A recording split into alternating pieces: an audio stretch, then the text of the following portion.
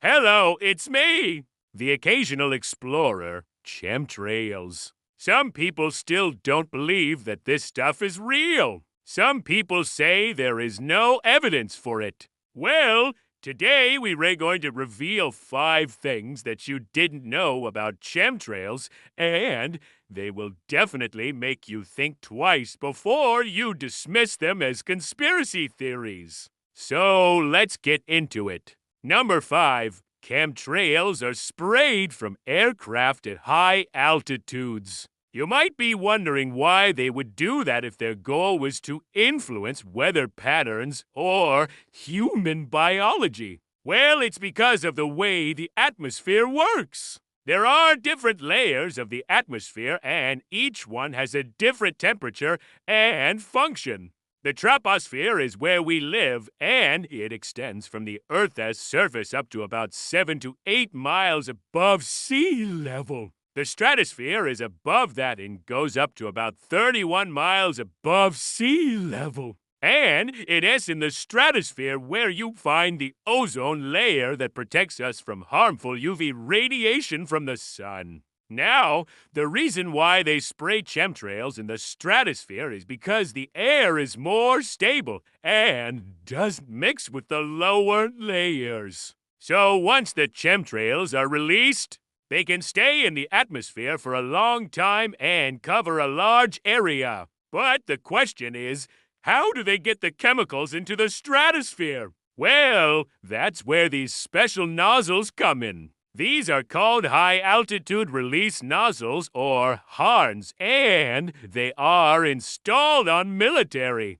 and civilian aircraft. They allow the aircraft to release chemicals into the stratosphere at high altitudes, which is much easier than trying to release them from the ground. In fact, the U.S. military has over 150 aircraft equipped with HARNs, including some civilian planes that are contracted by the government for spraying purposes. Some of these planes are regularly spotted flying around the world at 35,000 feet, which is well within the stratosphere. One example of a plane that has been spotted doing this is the C-135 rivet joint, which is a modified Boeing C-135 Stratolifter that is used for electronic intelligence gathering. Another example is the WB-57 Canberra, which is a high-altitude drone that is used for research and surveillance. These are just 2 of the many aircraft that have been observed spraying chemtrails around the globe. Of course, the government claims that these are not chemtrails, but simply contrails, which are the white trails left behind by planes as they fly through the cold upper atmosphere. However, there are many differences between contrails and chemtrails. For example, contrails are usually short-lived and disappear within minutes. Chemtrails, on the other hand, can persist in the atmosphere for hours or even days. Contrails are also usually straight lines, while chemtrails often form interesting shapes such as circles or grids. Additionally, the government has admitted to conducting experiments with chemtrails in the past, such as during Project 62, where they sprayed bacteria from planes to see how it would affect the public. This was done without the public's knowledge or consent and raises concerns about the motives behind these experiments. All of this evidence suggests that the government may be hiding something from us, and that what we are seeing in the sky is not just contrails, but a deliberate attempt to control our weather and possibly even our minds. Stay tuned to find out what they are trying to hide and what you can do to protect yourself. Number 4. Chemtrails contain various types of chemicals. According to a report released by the U.S. Senate Select Committee on Intelligence in 1978, the CIA has been spraying various types of chemicals into the atmosphere since at least the 1950s. One of the most common types of chemicals used in chemtrails is barium compounds,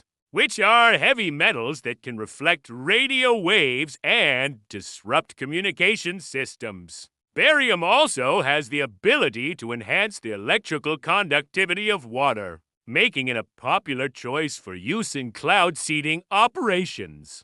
Barium has been linked to various health problems such as kidney damage and cancer. When inhaled, barium can cause respiratory irritation and even lead to lung damage. Another type of chemical used in chemtrails is strontium, which is another heavy metal that can interfere with the body's absorption of calcium and other essential nutrients. It can also lead to high blood pressure and other cardiovascular problems. Both barium and strontium are often used in combination with other metals such as iron and zinc to form metal oxide particles. These particles are then dispersed into the atmosphere using specialized aircraft, such as the RC-135 rivet joint, according to the Senate Select Committee on Intelligence report. The CIA has been using these chemtrails for a variety of purposes, including weather modification, communications jamming, and even mind control experiments. The report also revealed that the CIA had been conducting top-secret projects, such as Operation Popeye in the 1960s and 70s, where they sprayed barium and other chemicals into the skies over Southeast Asia to create artificial clouds and prolong the Vietnam War. These revelations raised serious concerns about the government's use of chemtrails and the potential dangers of these chemicals to public health and the environment. Despite these concerns, the CIA and other government agencies have continued to deny that chemtrails exist and that any spraying operations are purely for research or military purposes. However, the evidence to the contrary is overwhelming, and it is clear that the government is hiding the truth from us. Number 3, chemtrails have been used for weather modification. For decades, the U.S. government has been secretly spraying chemicals into the atmosphere using planes and other aircraft to control the weather. These chemtrails have been used to produce rain, snow, fog, and even hail, depending on the type of weather that is desired. In some cases, the government has used chemtrails to increase the amount of precipitation in an area, such as during the drought in California in 2014 and 2015, by spraying silver iodide, which is a substance that forms ice crystals. The government was able to induce rain and snow in some areas, which helped to alleviate the drought somewhat. However, this type of weather modification can have unintended consequences. For example, by increasing the amount of precipitation in one area, the government can cause flooding and other problems in other areas. That is why it is important that this type of activity is carried out with care and under strict regulations. Unfortunately, the government has a history of abusing its power when it comes to weather modification. During the Vietnam War, for example, the CIA conducted a top-secret project called Operation Popeye, where they sprayed barium and other chemicals into the skies over Southeast Asia to create artificial clouds and prolong the war. The government has also been accused of using chemtrails to create hurricanes and other natural disasters. Some believe that Hurricane Katrina, which devastated New Orleans in 2005, was the result of government-induced weather modification. While there is no concrete evidence to support this claim, it's possible that the government could use chemtrails to manipulate weather patterns for nefarious purposes. Overall, the government's use of chemtrails for weather modification is a controversial and dangerous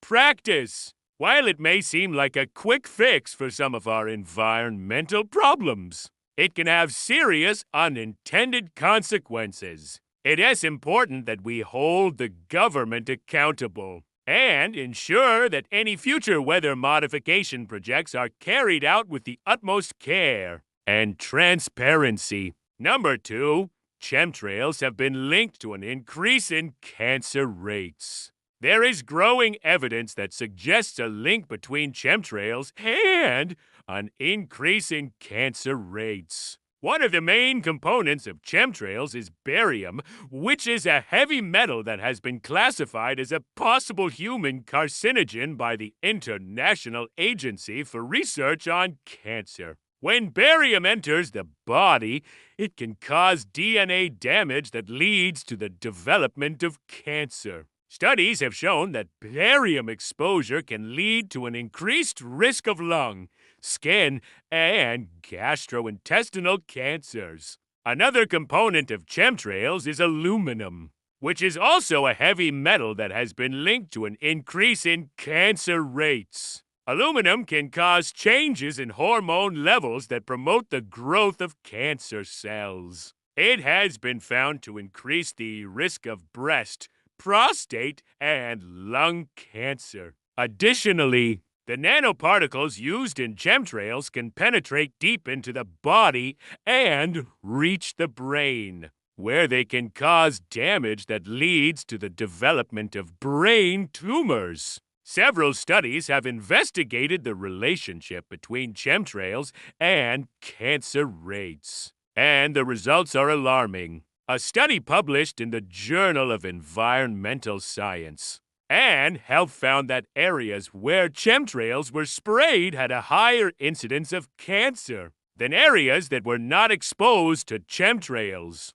Another study published in the International Journal of Environmental Research and Public Health found that children living near airports had a higher risk of developing leukemia, which is a type of cancer that affects the blood and bone marrow. While more research is needed to establish a definitive link between chemtrails and cancer, the evidence is concerning enough to warrant further investigation. It is important to note that the government has a history of covering up the dangers of chemtrails and other harmful substances. For example, the CIA's MK Ultra program, which experimented with mind-altering drugs such as LSD without the knowledge or consent of the subjects. This raises concerns about the motives behind the government as spraying operations and the potential risks to public health. Number 1, you can protect yourself from chemtrails. If you want to protect yourself and your family from the harmful effects of chemtrails, there are several things that you can do. First, you need to be aware of the signs of chemtrails spraying in your area. This can include unusual cloud formations in the sky, as well as an increase in respiratory and other health problems. Once you become aware of the signs, you can take steps to protect yourself. One way to do this is to purchase a whole house air purifier with a HEPA filter. This will help to remove any airborne particulates, including chemtrail particles, from your home's air supply. You can also invest in a Geiger counter to monitor the levels of radiation in your home and food. If you notice any unusual spikes in radiation levels, you can take steps to reduce your exposure, such as staying indoors or avoiding certain foods. Finally, you should consider investing in land outside of the city where chemtrails are less likely to be sprayed. This will provide you with a safe haven where you can grow your own food and live a more self-sufficient lifestyle. By following these tips, you can minimize your risk of exposure to chemtrails and protect yourself and your family from their harmful effects. Remember, Knowledge is power, and being prepared can make all the difference in safeguarding your health and well-being. Thank you for watching. Please subscribe to stay updated on our latest videos. We appreciate your support and look forward to bringing you more informative content in the future. Have a great day!